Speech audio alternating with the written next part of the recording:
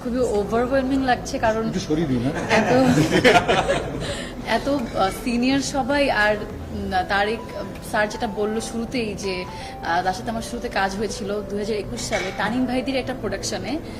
তখন আমি অভিনয় করতে পারতাম, আমি ডায়ালগ ডেলিভারি করতে পারতাম না, অনেক ফাস্ট কথা বলতাম। আমি জানি না স্যারের মনে আছে কিনা, তিনি আমাকে ফাম্বল আর্টিস্ট নাম দিয়েছিল।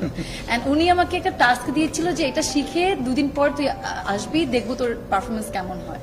তখন আমার একটা ইমপ্রুভমেন্ট হয়েছিল। তখন আমি জানি না স্যার আপনার মনে আছে কিনা, তো ওই জিনিসগুলো আমি সবসময় মনে করি। আর আমি সবসময় বলেছি তারিক স্যার আমার মেন্টর।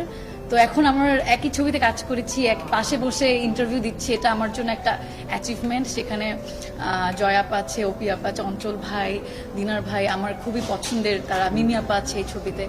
তো এতগুলো সিনিয়রদের মাঝখানে আমি যে ভয়ে কথা বলতে আমার এখন গলা কেঁপে যাচ্ছে, তো বসে কথা বলতে পারছি, এটা খুবই ভালো লাগছে। তারিক ভাই তোমার এই সিনেমাতে সম্পর্কে কি হয় বলবো? আমার এক্স হাজবেন্ডের মামাতো ভাই, মানে আমার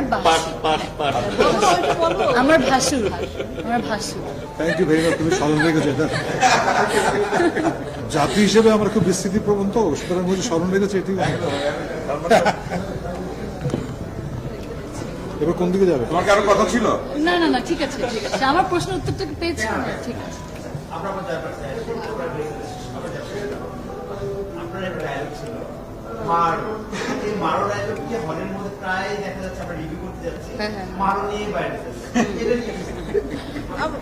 এটা নিয়ে কি বলবো, আমি তো দেখিয়ে দিয়েছি, মানে আমি নিজেই নিজেকে বলছি, মানে ও তো বলছে মারো, মারুক না।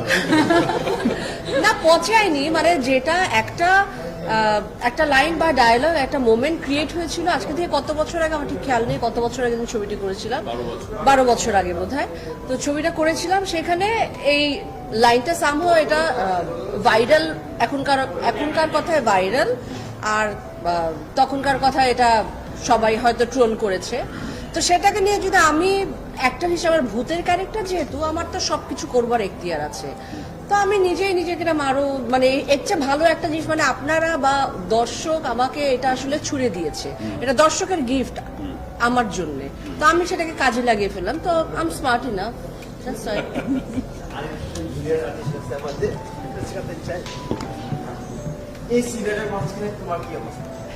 আমার অবস্থা তো সাদিয়ার মতনই একেবারে।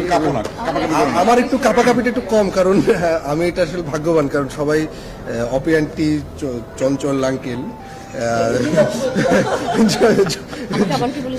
মানে জয়া আমাকে কিন্তু জয়া বলে। হ্যাঁ, আমারও নাম ধরে ডাকে, কিন্তু এখন বলছে আঙ্কেল। মানে একটু তারিক আঙ্কেল, দিনার আঙ্কেল, তারিম আঙ্কেল, সবাই সাথে আঙ্কেল বলে দাদু বলে তারিক দাদু।